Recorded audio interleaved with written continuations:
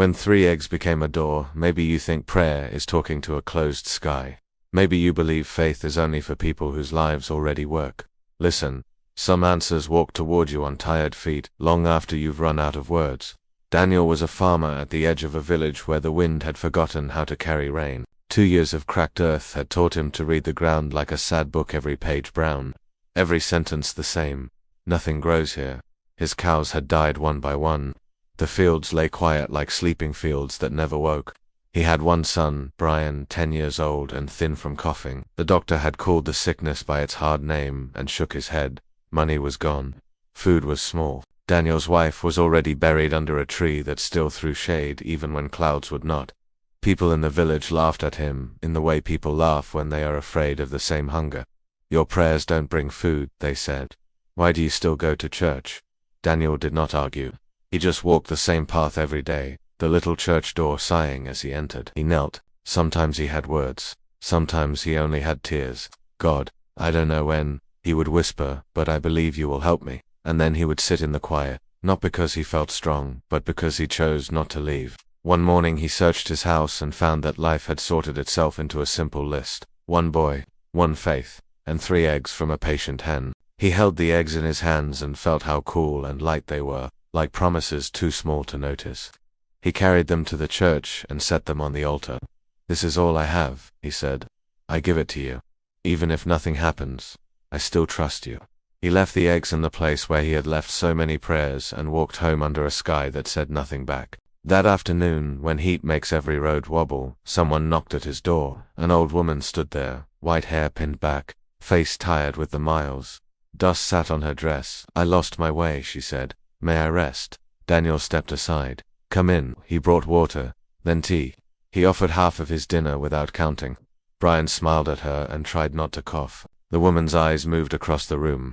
She saw the empty shelves, the patched roof, the boy's thin wrists. The calm on Daniel's face that was not denial, only a peace that had decided to stay. She asked no questions. She thanked them. She slept. In the morning the woman was gone before the sun lifted its head. But an hour later a large car rolled into the village like a rumor with wheels. People came out, dust lifted.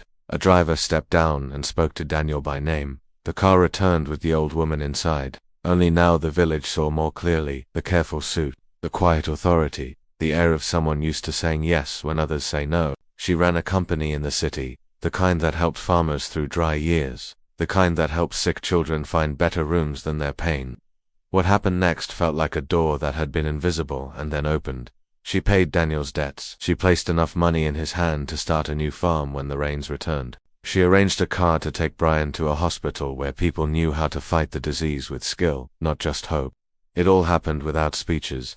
When the papers were signed and the plans were set, Daniel stood very still, as if moving might break the moment. Then he looked up and said, "Thank you, God." The villagers who had laughed were quiet. The ones who had told him faith was a waste found their mouths empty of easy words.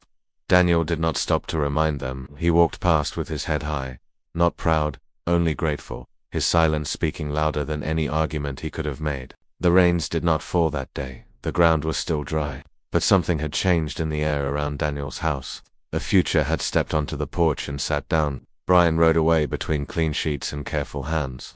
Daniel walked his fields and saw not dust but ground that could still remember how to grow. He picked up the broken pieces of his tools and set them in a line, not because work would be easy now, but because work had become possible again. Weeks later, people in the village told the story with different endings. Some said the old woman had simply been generous. Some said coincidences happen. Daniel did not argue with their versions. He knew what he had given and what he had received. He knew that faith had held him in the long gap between his prayer and the knock at the door. He knew that 3 eggs on an altar had not brought a miracle. They had only kept his heart open long enough to recognize it when it arrived. Make the lesson plain. In life you will pray and nothing will move. You will wait and the door will not open. You will cry and the room will stay quiet. You may lose money. You may lose people you love. You may lose the map you thought would guide you. Others will say you are foolish to keep hoping. They will ask where your prayers go when the sky is clear and the ground is empty. Faith is not for the days when the cupboards are full and the harvest is on time. True faith is what you hold when the cupboard echoes and the calendar only has blank squares. Faith is not a bargain. If I believe, then you must do this. Faith is a trust that keeps its place even when nothing changes, because it knows change is not the only proof of God. Sometimes help comes in ways you did not put on your list. A stranger who knocks, a moment you didn't schedule, an act of kindness that arrives dressed in ordinary clothes. Blessings often travel quietly. They do not like to announce themselves until after they have done their work. So keep doing good. Keep praying your honest prayer, the one that has more silence than sentences. Keep hoping when the ground shakes. Keep walking to your little church, or the quiet place where you meet what is holy. Offer what you have, even if it is only 3 eggs, a steady hand, a patient word, a half portion of dinner. Answers do not always come fast, but when they come, they are right. Light will return to your house, rain will remember the ground, the child will be carried to help, and the people who laughed may learn another way to speak. Hold faith like Daniel did, not as magic, but as a decision. Let it stay in your heart when the sky is silent. That is how doors you cannot see begin to open. If this story strengthened your hope, stay with us for more simple, true-hearted tales. Consider subscribing, and share this with someone who needs a quiet reminder that faith still works in the dark.